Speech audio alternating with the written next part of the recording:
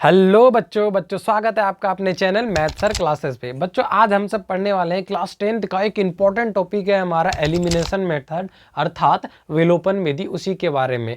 हालांकि बच्चों इन जैसे प्रश्नों को हल करने के लिए हमारे पास में टोटल 4 कामयाब विधि है। फर्स्ट प्रतिस्थापन विधि, सेकंड विलोपन विधि, थर्ड वज्रगुणन विधि, फोर्थ हमारा आलेखीय विधि अर्थात ग्राफीय विधि।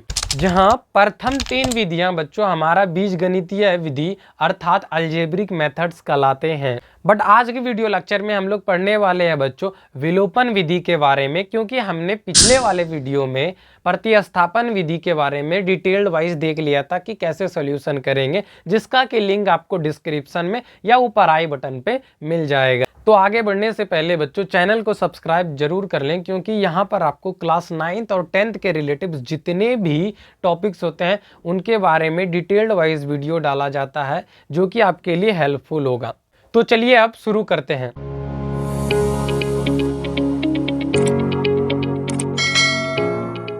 तो अब यहाँ पर बच्चों हमारे पास में 2 चर वाले 2 समीकरण है।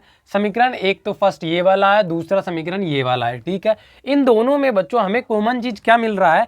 x और y कॉमन मिल रहा है यहाँ पर। ठीक है, जो कि चर अर्थात वेरिएबल्स कहलाते हैं, जिसका कि हमें मान निकालना है इस समीकरण के लिए, जिसके लिए दोनों ये संतुष्ट हो जाए। ठीक है, लेकिन किस विधि के थ्रू निकाल रहे हैं हम लोग निकाल रहे हैं विलोपन विधि के थ्रू इसका मान। ठीक है, अब यहां पे देखिए विलोपन विधि के लिए निकाल रहे हैं, तो सबसे पहले हमारा मतलब बनता है कि विलोपन का आखिर मतलब क्या निकल रहा है, वो चीज पहले समझ लेना। ठीक है, अब देखिए विलोपन जो है तो विलोप और विधि यहाँ पे नियम जो होता है, विलोप का क्या तात्पर्य निकल रहा है? विलुप्त करना अर्थात छिपा देना। ठीक है, छिपा देना या फिर हटा देना। ठीक है, क्या कहते हैं कि अगर मान के चलो कि किसी को पकड़ने, जब लुका छिपी आप खेलते होंगे बचपन में, तो क्या करते हैं किसी को छिपा देते हैं, छिप जाते थे ना, उसी तरह से यहाँ पे क्या कर देंगे, किसी एक टर्म को क्या कर देंगे हम लोग, छिपा देंगे। चाहे तो हम लोग एक्स वाले टर्म को छिपा दें या चाहे तो हम लोग वाई वाले टर्म को छिपा दें, किसी एक टर्म को क्या कर देंगे हम लोग, छिपा देंगे। ठीक है, अब अंग्रेजी शब्द में भी वही बनता है एलिमिनेशन का मतलब। जैसे टीम वर्क में क्या हो जाता है, जब टीम में कोई खेल रहा है क्रिकेट मैच, उसमें किसी को एलिमिनेट कर दिया जाता है। कब? जब वह नियमों का उल्लंघन करता है तो उसे एलिमिनेट कर दिया जाता है। तो मतलब अंग्रेजी और हिंदी का दोनों का मतलब आपको निकल गया है। ठीक है, अब यहाँ पे देखते हैं इसका सोल्यूशन कैसे करें। तो अब यहाँ पे सबसे पहले हमें बच्चों क्या करना पड़ेगा, सोल्यूशन का साइन डाला हमने, ये सोल्यूशन का साइन डाल दिया। ठीक है जी, उसके बाद जो हमें क्वेश्चन दिया गया उसको एक बार एज इट इज लिख दिया हमने, ये चीज लिख दिया। ठीक है जी, ये 3x + 2y = 8 हो गया। इसको मान लेते हैं बच्चों हम लोग, एक को फर्स्ट वाले को समीकरण 1 क्या मान लिया हमने, इसको इक्वेशन नंबर 1 मान लिया, इसको इक्वेशन नंबर 2 मान लिया अर्थात समीकरण नंबर 2 मान लिया। अब क्या ध्यान देने वाली बात है, या तो हमें x वाले टर्म को एलिमिनेट करना पड़ेगा या फिर हमें y वाले टर्म को एलिमिनेट करना पड़ेगा। अब आपके मन में इच्छा है कि सर जी सबसे पहले हम क्या करते हैं, x वाले टर्म को एलिमिनेट करना पड़ता है। तो ठीक है, कोई बात नहीं, हम चाह रहे हैं कि x वाले टर्म को अगर विलुप्त करना है तो उसके लिए क्या करेंगे हम कि समीकरण, यहाँ पे जो समीकरण 1 है ना, उसमें समीकरण 2 के, समीकरण 1 में समीकरण 2 के जो x का कोफिशिएंट है, गुणांक है 3 है, उससे गुना करेंगे इस पूरे इक्वेशन में, पूरे समीकरण में। ठीक है, वहीं समीकरण 2 में जो x का गुणांक है उससे गुना करेंगे समीकरण 2 में। ठीक है जी, तो इससे गुना कर देंगे। ठीक है, अगर आपके मन में ऐसा रहता है बच्चों कि y वाले टर्म को एलिमिनेट करना चाहते हैं तो आपको y के कोफिशिएंट से गुना करना पड़ेगा, कैंची गुना मतलब क्रॉस में। ठीक है जी, ये चीज ध्यान रखिएगा। ओके जी, अब यहाँ पे क्या करना है, अर्थात यहाँ पे थोड़ा सा आप क्या मीनिंग समझे कि यहाँ से इसका गुणांक चले जाएगा यहाँ से क्रॉस, ठीक है, और इसका चले जाएगा यहाँ से क्रॉस, यही मतलब हुआ ना, तात्पर्य तो यही निकला। ठीक है, तो देखिए अब हम लोग गुना करते हैं और आगे का प्रोसेस देखते हैं। तो जैसे ही यहाँ से 2 और 3 मल्टीप्लाई होके कितना हो जाएगा बच्चों, हमारा 6x हो जाएगा, क्योंकि 2 × 3 = 6 और x का तो x रख देंगे। फिर देखो 3 यहाँ नहीं कुछ तो क्या है, 1 है, तो 1 × 3 = कितना हो जाएगा, 3 हो जाएगा और y हो जाएगा। ठीक है, 5 × 3 = 15 हो गया। फिर देखो यहाँ से 2 × 3 = कितना हो जाएगा, 6x हो जाएगा। फिर 2 × 2 कितना हो जाएगा हमारा, 4y हो जाएगा। फिर 8 × 2 16 हो जाएगा। एकदम सही है, यहाँ तक में कोई गड़बड़ वाली बात नहीं। अब हमें क्या करना पड़ेगा वो चीज़ ध्यान दीजिएगा। ठीक है, वो चीज़ हमें यहाँ से एक नया समीकरण बन गया। कैसा समीकरण? ऐसा समीकरण बन गया। अब इसमें क्या कर देना है, हमें घटा देना है। क्या कर देना है? घटा देना है, विलुप्त करना है ना। कोई टर्म क्या विलुप्त हुआ है? सिर्फ गुना करके लिख दिया, अभी कोई खत्म तो नहीं हुआ। तो खत्म कैसे करेंगे वो चीज़ ध्यान दीजिए। हम क्या कर देते हैं कि घटा देते हैं। कैसे? या तो समीकरण 1 में जितने भी टर्म है समीकरण 2 में घटा देंगे, 1 नंबर को 2 नंबर में घटा देंगे, या फिर 2 नंबर में 1 नंबर को घटा देंगे। ठीक है, अर्थात क्या करना पड़ेगा, किसी एक इक्वेशन का हमें साइन बदलना पड़ेगा, अर्थात प्लस माइनस में, माइनस प्लस में बदलना पड़ेगा। ठीक है, तो वही कर रहे हैं। यहाँ पे क्या करेंगे बच्चों, ये चीज़ हमें प्लस में दिया गया, ये वाला टर्म प्लस में, तो ये माइनस में, फिर ये वाला भी माइनस में। जो प्लस में है वो माइनस में बदल जाएगा, जो प्लस में है वो माइनस में है, जो माइनस में है वो प्लस में बदल जाएगा। ध्यान रखिएगा। फिर यहाँ पे क्या हो जाएगा, ये प्लस में है, ये माइनस में। अब घटाने के बाद जो चीज़ है लिख दीजिए नीचे। तो देखिए 6x ये है और 6x ये है, दोनों घट के कितना 0 दिया। क्या 0 को लिखना जरूरी है? नहीं लिखना जरूरी है, 0 को लिखना कोई जरूरी नहीं है। अब यहाँ पे देखो, ये प्लस में 3y है, ठीक है, माइनस में 4y है। बोलिएगा कैसे सर जी, यहाँ तो प्लस में, देखो अरे बुड़बक यहाँ पे बदल दिया है ना साइन। क्या हो गया? साइन बदल चुका है। तो साइन बदलने के बाद में कितना आ गया हमारा, माइनस का y आएगा। क्यों? क्योंकि यहाँ पे देखो 4 में 3 घटा 1 बचेगा, वो भी निगेटिव में, निगेटिव में। ठीक है, तो इसलिए माइनस y आएगा। क्लियर यहाँ तक में? अब देखो, इसलिए क्या कर देंगे हम लोग, यहाँ पे लिखेंगे माइनस y बराबर, यहाँ पे देखिए 16, 15 में घटाने बोल रहा है, माइनस 16 घटेगा नहीं, तो क्या रिजल्ट देगा हमारा, माइनस 16 दे देगा। ठीक है, माइनस में 1 दे देगा, माइनस में सॉरी 1 दे देगा। यहाँ पे क्या दे देगा, माइनस में 1 दे देगा। तो माइनस में ही जैसे ही 1 दे देगा, अब देखो ये दोनों माइनस माइनस क्या हो जाएगा, खुद को फांसी लगाएगा और खुद ही खत्म हो जाएगा। बचेगा क्या, मतलब माइनस माइनस खत्म हो जाते हैं बच्चों, ये ध्यान रखिएगा। ठीक है, अब यहाँ पे y का वैल्यू हमारा कितना निकल गया, y का जो मान निकल गया वो 1 निकल चुका है। y का मान कितना निकल गया, 1 निकल चुका है। तो अब क्या करेंगे बच्चों, हम इस y के मान को समीकरण 1 या 2 किसी में रख देंगे। अब बताइए किस में रख दिया जाए।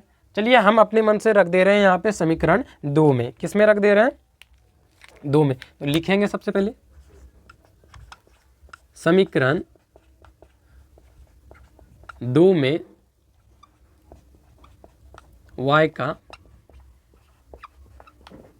मान रखने पर। ठीक है, हमने क्या कर लिया, यहाँ पे समीकरण 2 में y का वैल्यू क्या कर रहे हैं, रख रहे हैं। ये ध्यान रखिएगा। समीकरण 2 कहाँ है बच्चों, आप वो चीज़ ध्यान दीजिए। समीकरण 2 आपका यहाँ पे है, ये वाला आपका नया समीकरण बन रहा है। ठीक है, ये वाला जो समीकरण बन रहा है बेसिकली वो नया बन रहा है, क्योंकि आपने इसके साथ में क्या किया, आपने मन से 2 और 3 से मल्टीप्लाई किया था। ठीक है, ये चीज़ ध्यान रखिएगा। अब क्या कर रहा है, समीकरण 2 हमारा यहाँ पे है, तो उसको एक बार क्या कीजिए, लिखिए आप पहले। ये हमने लिख दिया, ज़्यादा ना देरी करते हुए, हड़बड़ी ना करते हुए एक एक स्टेप से चलना है। ये हो गया हमारा यहाँ पे 3x प्लस 2, यहाँ पे y का वैल्यू कितना निकल गया बच्चों, 1 ना, तो 1 रखें। फिर यहाँ पे 8, ओके जी। फिर यहाँ पे देखो ये हो गया हमारा 3x, उधर घट जाए 2 गुना 1 बराबर 2 और 2 उधर चले जाएगा, क्या बचेगा हमारा, 8 में 2 घटा 6 हुआ। ठीक है जी। अब यहाँ से इसी वाले स्टेप को यहाँ पे हमने आगे बढ़ा लेते हैं। तो ये 3x बराबर कितना निकल जाएगा, 6।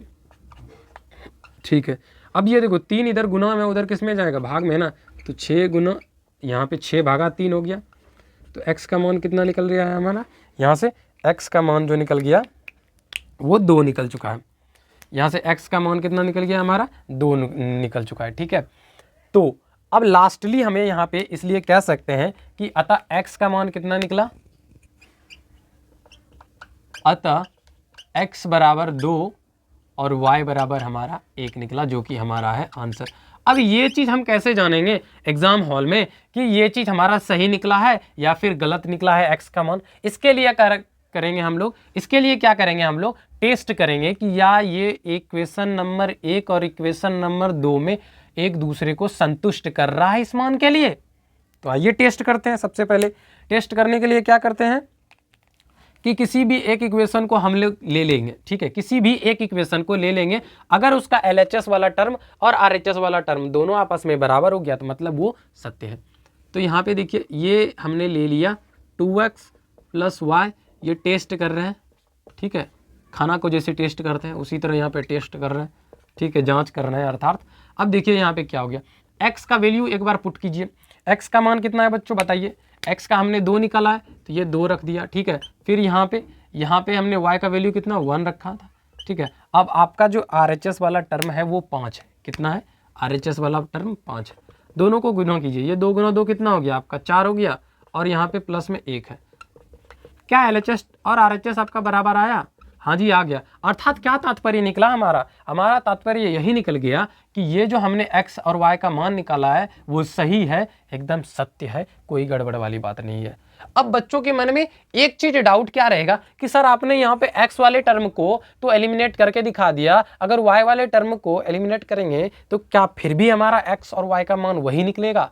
तो हाँ जी वही निकलेगा। आइए आपको वो भी डाउट क्लियर करके दिखाते हैं। ये सिर्फ पर्पस है, आपका सोल्यूशन यहां तक में हो गया बच्चों। सिर्फ ये डाउट क्लियर करने के लिए हम लोग बता रहे हैं। हमने ये इक्वेशन को एक बार क्या कर लिया, ले लिया।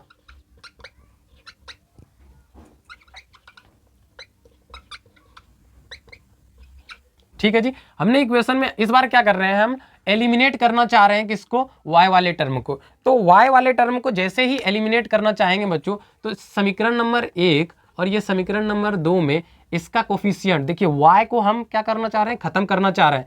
तो y का नीचे वाला जो कोफिशिएंट होगा वो कैची की तरह चले जाएगा, कहाँ? ऊपर वाले के साथ गुना। ठीक है, फिर वहीं ऊपर वाले समीकरण में जो y का गुणांक होगा वो कैची के साथ कहाँ चले जाएगा हमारा? यहाँ नीचे। y का कितना है? 1 है। ठीक है जी, इतना। अब नया समीकरण यहाँ से कितना निकलेगा बच्चों, वो चीज़ बताइए आप लोग।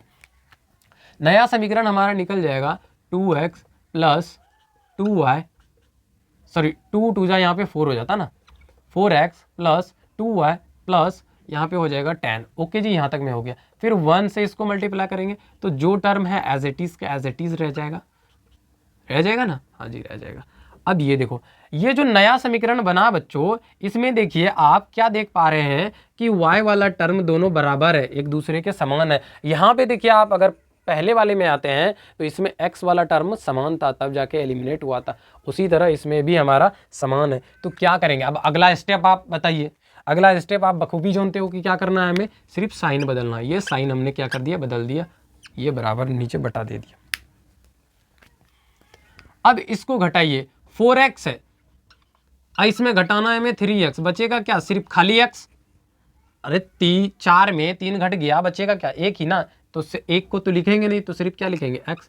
तो यहाँ पे लिखिए x। ठीक है, और 2y में 2y घट गया, बचा क्या? 0। 0 को तो लिखना नहीं है, नहीं लिखना है ना, तो नहीं लिखना है तो क्या हो गया? x बराबर डायरेक्ट। ठीक है, अब 10 में 8 घट गया, कितना बचा? 2। 10 में 8 घट गया, बचा कितना? 2। और x का मान क्या हमारा? 2 निकला है। हाँ जी निकला है। एक चीज़ तो आपने संतुष्ट कर दिया, एक चीज़ तो आपने संतुष्ट कर दिया यहाँ से दिखा के कि हाँ दोनों विधियों में x का मान हमारा सही निकल रहा है, अगर y वाले को एलिमिनेट करते हैं या फिर x वाले को। तो अब अगला क्या करते थे कि समीकरण इसमें किस में रखे थे बच्चों? 2 में ना। आप क्या कर लो, इस बार 1 में रख लो। 1 में x का मान रखने पर, ठीक है, रख दिया हम समीकरण 1 में, कोई दिक्कत वाली बात नहीं है। चलिए रखते हैं। एक क्या है हमारा? एक है यहाँ पे 2x प्लस वाई बराबर 5। देखो ये 2 इंटू 2 प्लस वाई इधर 5। ओके जी, अब देखो 2 2 जा हो गया हमारा यहाँ पे 4 प्लस वाई बराबर 4। यहाँ पे y का वैल्यू देखो, यहाँ इधर 4 हमारा प्लस में, उधर किस में जाएगा? माइनस में। घट गया तो y का मान कितना निकल गया हमारा? यहाँ से 1 निकल गया। क्या हमारे x का मान और y का मान दोनों एक दूसरे के बराबर है? यहाँ पे देखिए दोनों में अगर x का एलिमिनेट करते हैं तब फिर भी, और y का एलिमिनेट करते हैं फिर भी। ठीक है, लेकिन आपको क्या करना है बच्चों, ऐसा नहीं कि उसमें दोनों एलिमिनेट करके दिखाना है, कोई ज़रूरी नहीं है। या तो हम y वाले टर्म को एक बार एलिमिनेट करके दिखा देंगे या फिर हम x वाले टर्म को एलिमिनेट करके दिखा देंगे। हमें बस आंसर में x और y का मान उसे निकाल के बताना है। ठीक है, तो अगर बच्चों वीडियो अच्छा लगता है तो लाइक करें और चैनल को सब्सक्राइब जरूर कर लें तथा दोस्तों के साथ में शेयर जरूर करें ताकि उनका भी हेल्प हो सके। तो मिलते हैं अब अगले वीडियो लेक्चर में वज्र गुणन विधि अर्थात क्रॉस मल्टीप्लिकेशन के साथ।